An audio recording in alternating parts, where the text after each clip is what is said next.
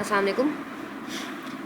Metallography is all about the sample preparation techniques and the stages involved in order to reveal the microstructure of any material, that is of either it is a sample of brass or of steel.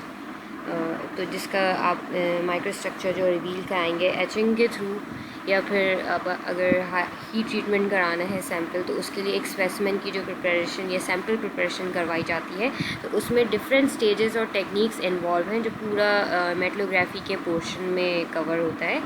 तो let's see in the next slide what are the stages involve in metallography. These are the stages involve. सबसे पहली जो stage है मतलब मेटलोग्राफी जो है वो आपका स्टडी ऑफ माइक्रोस्ट्रक्चर है, लेकिन स्टडी ऑफ माइक्रोस्ट्रक्चर भी आप उस वक्त करेंगे जब आपने सैम्पल को जो है ठीक तरीके से जो है वो प्रिपेयर किया हुआ। तो सबसे पहले सैम्पल प्रिपरेशन के लिए हमने एक आयरन की ले लें या ब्रास की रॉड ले ली हमने, ठीक है, स्टील की, सही। उसके बाद उसको हम एब्रेसिव कटिंग टूल से हम उसके एक सेक्शनिंग करवाएंगे ताकि जो है हम उसको होल्ड कर सकें या हीट ट्रीटमेंट उसकी सैंपल की करवा सकें, ठीक है। अब हमने यहाँ पे एब्रेसिव कटिंग टूल से उसकी सेक्शनिंग करवा दी। नेक्स्ट स्टेप जो है वो हमारा माउंटिंग का है। माउंटिंग में ये आपका मेटल का पीस और उसके जो है surrounded by the polymer material, यानी इस सैंपल को हम प्रॉपरली होल्ड कर सकें, या फिर जब हम ग्राइंडिंग या फिर पॉलिशिंग करवाते हैं तो हम जो है इसको सैंपल को जो है वो होल्ड करना होता है। तो अगर बगैर किसी पॉलीमर मटेरियल के या ऐसे ही हम सैंपल ले लेंगे तो उसको हम ग्राइंड नहीं करवा सकते, क्योंकि you can not hold that material because in grinding and the polishing machine the continuously जो उसका जो रोटेटिंग व्हील है वो आपका रोटेट हो रहा है, जिससे जो है आप सैंपल को होल्ड नहीं कर सकते अगर आप उसको जो है वो माउंटिंग नहीं करवाएं। तो माउंटिंग के लिए देयर आर टू जो है processes for mounting, that is of hot mounting and the cold mounting. Depend करता है कि आप उसमें कौन सा जो है मटेरियल यूज़ कर रहे हैं एंड टेम्परेचर और प्रेशर भी। अच्छा, हॉट माउंटिंग के लिए जो पाउडर यूज़ होता है पॉलीमर पाउडर, जिसको हम बेकलाइट कहते हैं, या फिनॉल फॉर्मल्डिहाइड, या फिर आप इसको फिनॉलिक पाउडर कह लें तो ज़्यादा बेहतर रहेगा। और इसको एक सर्टेन प्रेशर और टेम्परेचर सेट करके हम उसको माउंट करवाते हैं। कोल्ड माउंटिंग के लिए हम ल्यूसाइड का जो है वो पाउडर लेते हैं और उसमें भी एक सर्टेन प्रेशर जो है उसमें इन्वॉल्व होता है। नेक्स्ट जो स्टेप है हमारा माउंटिंग के बाद वो हमारा ग्राइंडिंग एंड द पॉलिशिंग आ जाता है। अच्छा, ग्राइंडिंग में जो है डिफरेंट पेपर्स इन्वॉल्व हैं। सिलिकॉन कार्बाइड का पेपर्स होते हैं और उसके भी डिफरेंट ग्रेड्स हैं आपके। उसके बाद ग्राइंडिंग के बाद आपका पॉलिशिंग आता है, जहाँ पे आप माइक्रोस्ट्रक्चर रिवील होने से पहले आपका सैंपल पूरा पॉलिश होता है। उसके बाद फिर हम एचिंग करवाते हैं। एचिंग से माइक्रोस्ट्रक्चर रिवील होता है after exposing to the certain chemicals. अब उसको सैंपल को ड्राई करवाने के बाद फिर हम सैंपल का जो माइक्रोस्ट्रक्चर है वो हम ऑप्टिकल माइक्रोस्कोप पर जो है वो स्टडी करते हैं।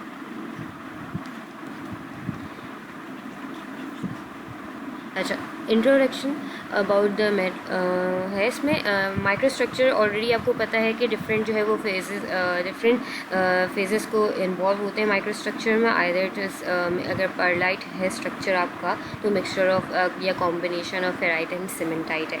उसमें आपके डिफरेंट जो है वो रीजन्स इन्वॉल्व हैं, जिसमें एक आपका जो सेपरेट आउट कर रही हैं रीजन्स को वो आपकी ग्रेन बाउंड्रीज़ हैं, और जितने भी आपके पूरे जो सैंपल को प्रिपेयर करवाया है आपने एचिंग के एक्सपोजर से, एचिंग के एक्सपोजर के बाद, तो आपका जो है वहाँ पर स्ट्रक्चर जो रिवील होगा वो आपका ग्रेन बाउंड्रीज और ग्रेन्स जो हैं वो उसमें रिवील होता है। अच्छा, these are certain safety precautions taken during performing metallography. अच्छा, जिसमें सबसे पहले जो है वो आपका जो मोस्ट इम्पॉर्टेंट है वो एचेंट का यूजेज है, जिसमें हम केमिकल्स के इन्वॉल्वमेंट है, जिसमें हम नाइट्रिक एसिड यूज़ करते हैं या हाइड्रोक्लोरिक एसिड यूज़ करते हैं, या फिर हाइड्रोजन फ्लोराइड भी most of the cases use होता है, ठीक है। तो ये इनके काफ़ी एक स्ट्रॉन्ग केमिकल एक्सपोजर है, तो इसके लिए आप जो है must use the gloves and जो है प्रॉपर इसका जो है इंस्ट्रक्शंस जो है वो फॉलो करें, और तभी जो है ताकि जो है कोई आपका डैमेज वगैरह नहीं हो सके। एंड अदर अगर आप सेक्शनिंग करवाते वक्त जब एब्रेसिव कटिंग टूल यूज़ कर रहे हैं तो उसका जो लिड है वो जो है आप क्लोज़ कर दें, ताकि जो है उसकी जो फ्रिक्शनल हीट प्रोड्यूस होती है या जो वेयरिंग ऑफ सैम्पल हो रहा है ड्यूरिंग कटिंग, तो जो है वो आई कांटेक्ट से ना हो जाए। इस तरीके से आपके कुछ जो है सेफ्टी मेजर्स लेने पड़ते हैं ड्यूरिंग परफॉर्मिंग द मेटलोग्राफी के जो स्टेजेस हैं उसमें स्टेप्स जो हैं। अच्छा, next in the next slide that is of specimen preparation. Specimen preparation में सबसे पहले हम you need to select the particular sample in which you are going to perform the मेटलोग्राफी।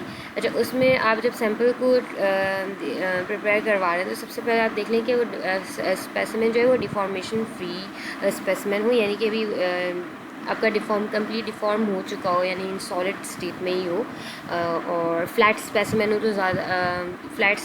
तो ज़्यादा बेटर है, ताकि आप जब माउंटिंग करवाएं तो आपका बिल्कुल क्लियर जो है वो आपके you can hold the sample और उसको कोई एजेस वगैरह नहीं हो। ठीक, उसके बाद कोई स्क्रैचेस वगैरह नहीं हो तो ज़्यादा बेटर रहेगा, ताकि जो है वो आपका प्रॉपर जो है ग्राइंडिंग करवा सकते हैं। अगर कहीं पे अगर आपका स्पेसिमेन जो है कहीं पे उसके स्क्रैचेस होंगे या साइड से जो है उसके एजेस होंगे तो वो जो है आपका ग्राइंडिंग करवाते वक्त पेपर डैमेज हो सकता है। तो ये चीज़ें भी जो है ज़रा सी you need to keep that things in mind as well. अच्छा, these are the steps involved for the sample या specimen preparation. First step is the sectioning, then mounting, grinding, polishing and the etching. अच्छा, sectioning की का ये machine है जिसमें जो है ये आपका सिलिकॉन कार्बाइड का ब्लेड है और उसमें आपके डायमंड के जो हैं वो भी पार्टिकल्स इन्वॉल्व हैं, ताकि आपका कटिंग टूल जो है। उसके बाद आप सैंपल को यहाँ पर क्लैम्प करवाते हैं और विद द हेल्प ऑफ अब यहाँ से इसके ऊपर आपके ग्लास की जो एक लिड है वो उसको लिड से क्लोज़ कर देते हैं। Then you are going to perform the cutting process. अच्छा, यहाँ पर जो है आप एक चीज़ माइंड में रखिएगा कि इसमें कंटिन्यूसली कूलेंट या फिर फ्लूइड जो है फ्लो होता रहता है सैम्पल के ऊपर, क्योंकि आपके जो ड्यूरिंग कटिंग जो है एब्रेशन वगैरह और फ्रिक्शनल हीट प्रोड्यूस होते हैं, तो इस वजह से जो है हम कूलेंट भी यूज़ करवाते हैं ताकि ओवर हीटिंग ऑफ स्पेसिमेन ना हो या फिर आपका फ्रिक्शनल हीट जो है वो प्रोड्यूस ना हो। The next stage is the mounting stage. अच्छा, माउंटिंग स्टेज अगर आप सैंपल को सेक्शनिंग करवाने के बाद ऐसे ही होल्ड करेंगे तो उसमें आप you can not use the sample for grinding और पॉलिशिंग पर्पसेस, क्योंकि आप उस सैंपल को जो है वो होल्ड नहीं कर सकते प्रॉपर्ली इतना, क्योंकि आपने एक छोटे सेक्शन उसका एक पीस ले लिया मेटल का, उसके बाद उसको आप ग्राइंड या पॉलिशिंग कैसे करवाएंगे, क्योंकि आपकी जो अगर आपकी ऑटोमेटिक मशीन भी है तो वो machine can not hold that जो है छोटा सा जो पीस है सैंपल का, तो इसकी हम माउंटिंग करवाते हैं। माउंटिंग में हॉट माउंटिंग है और जो है वो कोल्ड माउंटिंग है। इसमें अच्छा ये माउंटिंग के इक्विपमेंट है, इसके अंदर जो है आपकी एक सिलिंड्रिकल सी स्पेस होती है जिसमें हम पहले सैंपल रखते हैं, उसके बाद फिर जो है वो पाउडर फिनोलिक पाउडर जो इसके ऊपर से डालते हैं और फिर ये क्लोज़ कर देते हैं। इसके बाद फिर आप एक टेम्परेचर और जो है वो प्रेशर यहाँ पर सेट कर दिया and then start the procedure. अच्छा, इसमें आपका हाफ़ एन आवर लग जाता है, mounting half an hour to 20 minutes जो है वो मोस्टली जो है वो लग जाते हैं। टेम्परेचर और प्रेशर जो है 220 से 250 की रेंज में जो है सेट करते हैं, कहीं कहीं 450 भी लिखा हुआ है। देन प्रेशर में आपका डिपेंड कर रहा है कि आप कितने, या तो अगर यूनिट्स पे डिपेंड करते हैं कि आप बार में सेट कर रहे हैं या जो है किस यूनिट में सेट करें, तो ये आपके डिपेंड करता है। अच्छा, उसके बाद जो है नेक्स्ट स्टेप है वो हमारा ग्राइंडिंग का है। अच्छा, ये आपके मैनुअल ग्राइंडिंग है जिसमें सैंपल को आपको होल्ड करना है और कंटिन्यूसली आपकी ग्राइंडिंग व्हील जो है वो रोटेट हो रहा है और हमने एक पेपर सेट कर दिया।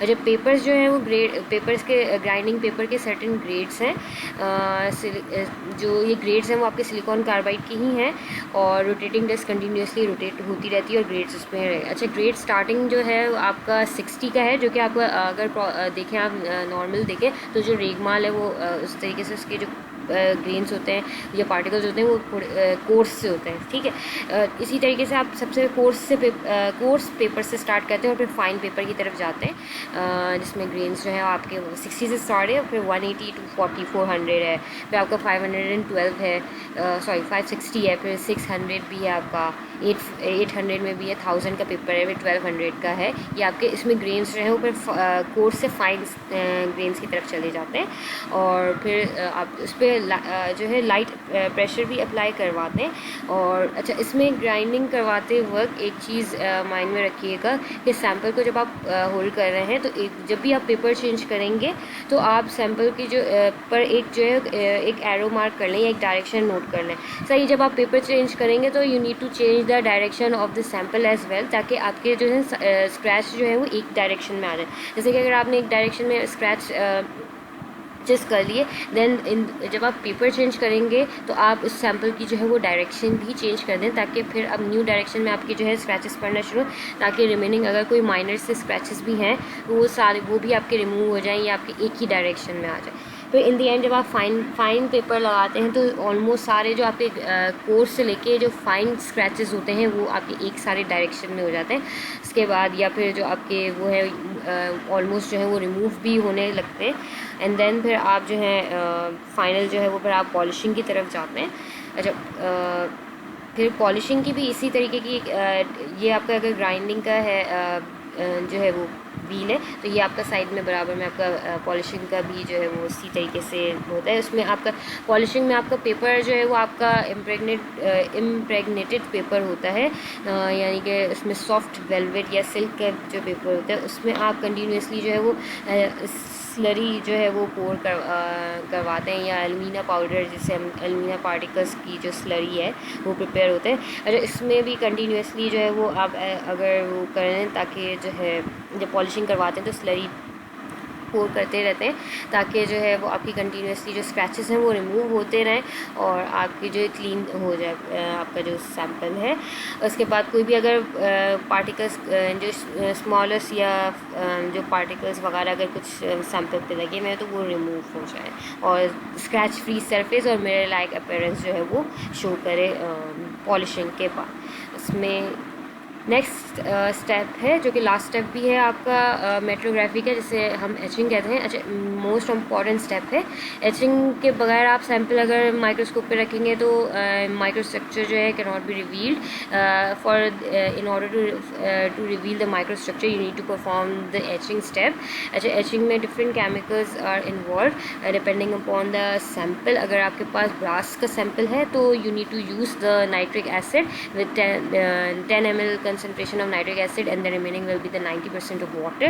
उसी हिसाब से फिर स्टील और कास्ट आयरन अगर ले रहे हैं तो हम नाइट्रिल का जो है एजेंट बनाएंगे। नाइट्रिल का एजेंट जो है वो आपका 2% नाइट्रिक एसिड और 98% जो है इथेनॉल यूज़ होता है, या फिर अगर पिक्रिक एसिड यूज़ हो रहा होता है। ये डिपेंड करता है आपके सैम्पल पे कि वो किस कौन से केमिकल इंग्रेडिएंट से वो माइक्रोस्ट्रक्चर जो है वो रिवील करता है। अच्छा, एचिंग के लिए आप वो एजेंट बना लेंगे एक बीकर में, उसके बाद 10 to 15 सेकेंड्स के लिए आप सैम्पल को उस बीकर के अंदर रख देंगे और उसके बाद जो है टाइमर सेट कर देंगे 10 to 15 सेकेंड्स का। उसके बाद फिर आप उसको वॉश कर लें। वॉश करने के बाद उसको आप ड्राई कर लेंगे। अच्छा, उसके ऊपर ड्राई करने के लिए आप उसको किसी कपड़े से या उसके ऊपर हाथ नहीं फेरे तो ज़्यादा बेटर रहेगा, क्योंकि हो सकता है कि आपके जो है नेल पड़ जाए तो उससे आपका स्क्रैच आने के चांसेस होते हैं। तो आप उसको ड्राई कर लें एयर में तो वो ज़्यादा बेटर रहेगा। उसके बाद जब आप ड्राई कर लेंगे तो आप उसको माइक्रोस्कोप पे जो है वो सेट कर दें तो you will get the microstructure. इसी तरीके से माइक्रोस्ट्रक्चर जो है ये बिफोर हीट ट्रीटमेंट है। इसमें आपका 1045 स्टील ग्रेड है।